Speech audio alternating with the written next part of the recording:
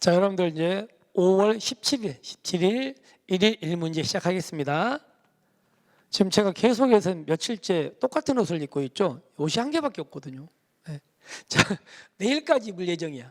내일까지 입을 예정이니까 양해 부탁드리고요. 자, 오늘은 이제 제가 준비한 문제는 어떤 문제냐면 이제 경찰의 임무입니다. 제가 이제 준비를 만드는 과정이 진도대로 문제를 만들고 있거든요. 그래서 여러분들이 다시 한번 복습하는 차원에서 그렇게.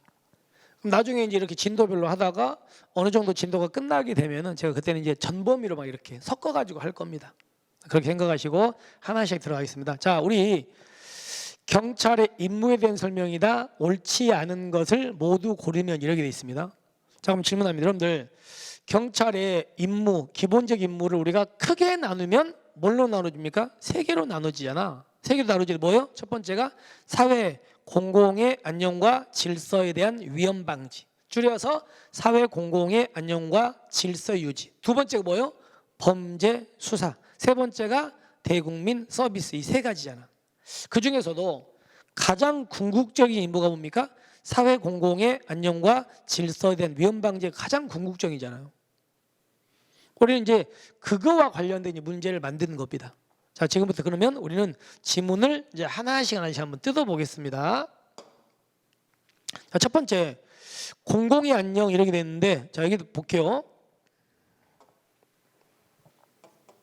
우리는 수업 시간에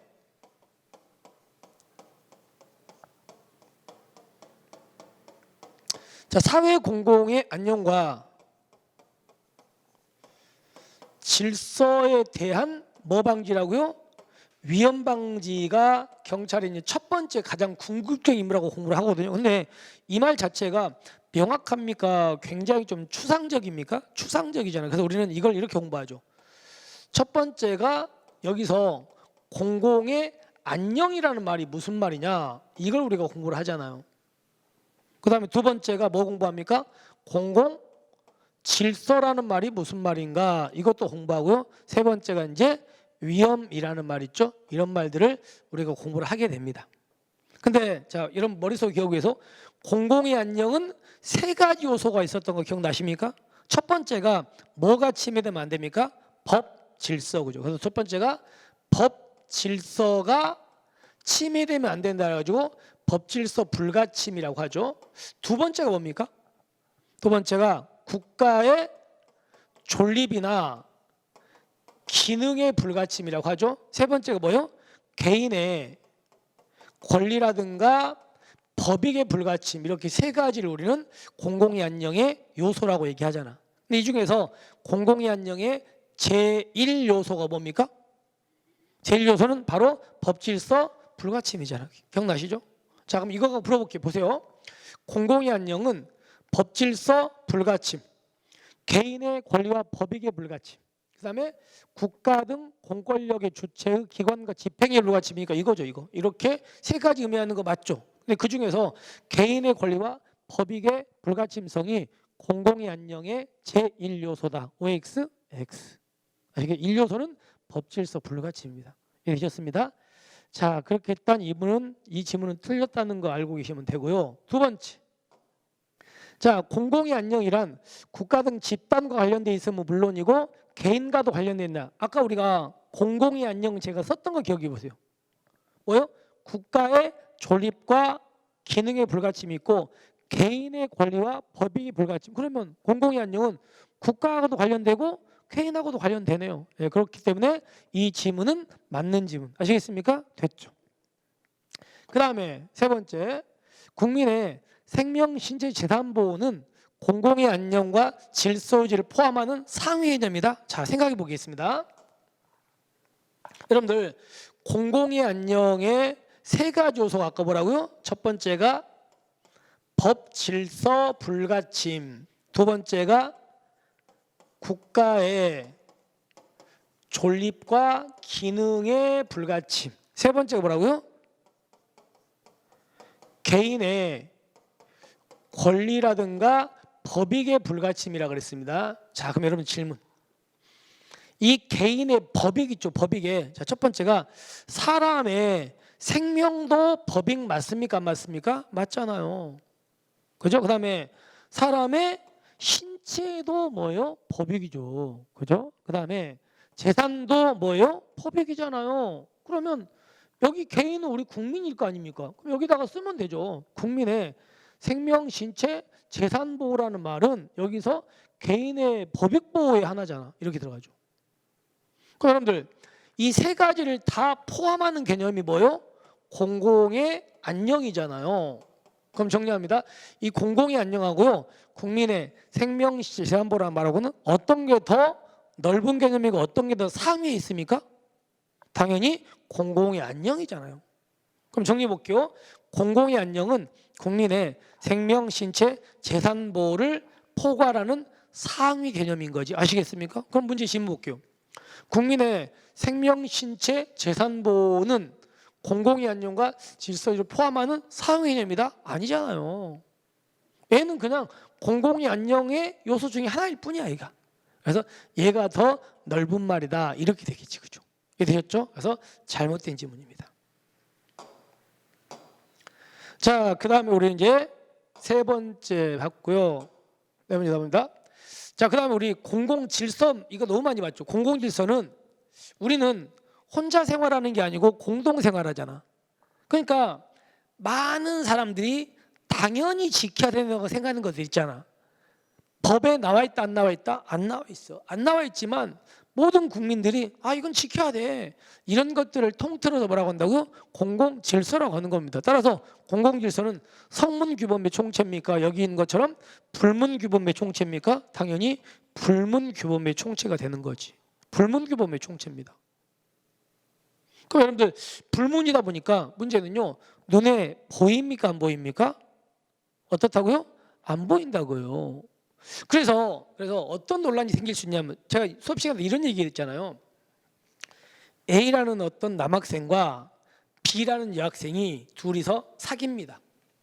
그럼 사귀다 보면 이제 뭐 손도 잡고 뭐 뽀뽀도 하고 이제 진도 나갈 거 아닙니까? 근데 사람들이 굉장히 많이 모이는 곳에서 그 두 남녀가, 사귀는 두 남녀가 되게 사람이 많은 데서 진하게 뭐 뽀뽀 같은 거래요. 그러면 이런 뽀뽀 같은 거 하면요, 연세가 좀 드신 분들은요, 당연히 뭐요? 이거는 공공질서 위반이라고 생각할 수도 있겠죠. 그죠? 근데 저같이 깨어있는 사람은요, 그냥 부러울 뿐입니다. 그럼 그거는 어떤 사람은 공공질서 위반이 아니라고 하는 사람도 있을 거예요. 그럼 왜 그게 공공질서 위반인가 아닌가가 논란이 되냐면요, 성문법이 아니고 불문이다 보니까 그래요.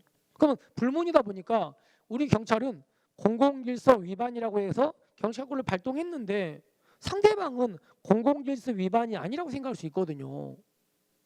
그럼 경찰은 공공질서 위반이라고 해서 개입을 했고 상대방은 아니라고 생각하고 있고, 그럼 당연히 논란이 생기죠. 충돌이 생긴다고요. 근데 충돌이 생기는 이유는 뭐라고요? 불문이다 보니까. 그래서 요즘에는 논란을 피하기 위해서 그 불문을 어디다가 성문화 시켜버립니다. 그럼 여러분들 성문화 시키면요, 그거는 뭐가 됩니까? 공공의 이제 안녕이 되는 거예요. 여러분들 공공의 안녕에 법질서 불가침이 법이 있었잖아. 그 법이 성문법이거든요. 그러니까 성문법을 위반하면 공공의 안녕의 위반이 되는 거예요. 그럼 정리해 볼게요. 옛날에는 공공질서라고 봤던 것들, 불문규범들을 논란을 피하기 위해서 성문화만 시킨다. 그죠? 그러면 성문화 시키면 불문규범은 늘어난다, 줄어든다? 점점 줄어들죠. 그러니까 우리 경찰이 공공질서 위반했다고 경찰이 개입하는 경우도 늘어나겠습니까? 줄어듭니까? 당연히 줄어드는 겁니다. 그럴 거 아닙니까? 불문이 주니까. 그래서 오늘날 공공질서 개념의 사용하는 분야는 확대라고요, 점점 축소되고 있다고요?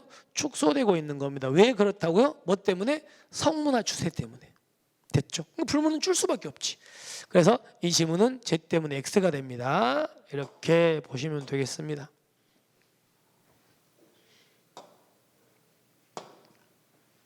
자, 그다음에 이제 우리 아까 금방 사회 공공의 안정과 질서에 대한 뭐 방지? 위험 방지죠. 그럼 잘 보세요.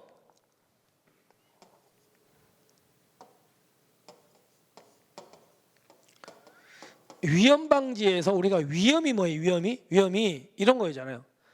가까운 장래에 손해 가능성이 개개의 경우에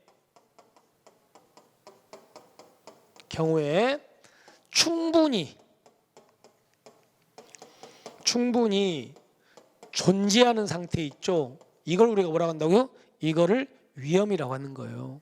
다시 한번 위험은 가까운 장래에 보호법익, 사회 공공의 안녕과 질서에 손해 가능성이 개개의 경우에 충분히 존재하는 게 위험이야. 그럼 여러분들 이 손해 있죠. 이 중에서 그러면 손해는 뭘 보고 우리가 손해라고 합니까? 자, 손해는 보호 법익은 뭐요? 객관적인 감소를 말한다 그랬죠. 감소를. 여러분들 그래서 우리가 수업 시간에 위험이라는 말과 손해라는 말을 뭐한다? 바꿔버린다 그랬잖아요. 시험에. 다시 한번 정리하면 위험은 가까운 장래에 무슨 가능성이라고요? 손해 가능성이 충분히 존재하는 상태고요. 그리고 그 중에서 손해는 보호법익이 객관적 감소되는 거. 예를 들어서 사람이 죽는 것도 보호법익의 객관적 감소가 되겠죠. 사람이 다치는 것도 맞고 재산이 없어지는 것도 맞잖아. 그게 손해예요. 그럼 지문 볼게요. 위험은 보호받는 개인 및 공동법익에 관한 정상적 상태 객관적 감소는요. 위험의 개념입니까? 이거는 손해 개념입니까? 손해 개념이야. 손해 개념. 아시겠습니까? 이렇게 여러분들은 이 지문도 잘못됐다. 이렇게 되겠지. 자, 여러분들 제가 이제 이렇게 문제를 만들고 있는데 이런 것들은 다 기출에 입각합니다. 기출에 입각하니까 그런 것들 좀 감안하시고요. 자, 그럼 이제 우리가 문제를 한번 정리를 해보면요. 자, 첫 번째는 틀렸죠. 뭐 때문에 틀렸습니까? 공공의 안녕의 제일 요소는 법질서 불가침이고요. 그리고 니은은 맞고 디귿은요. 공공의 안녕과 질서 유지가 국민의 생명, 시체, 재산보다는 더 넓은 말이라 그랬잖아. 그 다음에요. 이 공공질서 사용 가능 분야는 확대입니까? 축소입니까? 축소였죠. 성문화 때문에. 그리고 얘는 위험이라고요. 그리고 얘는 위험이 아니고 손해 개념이라고요? 손해 개념인 거죠. 됐죠? 자, 그래서 결론은요. 니은만 맞고 다 틀렸죠. 답은 2번이 되겠죠. 됐습니까? 이렇게.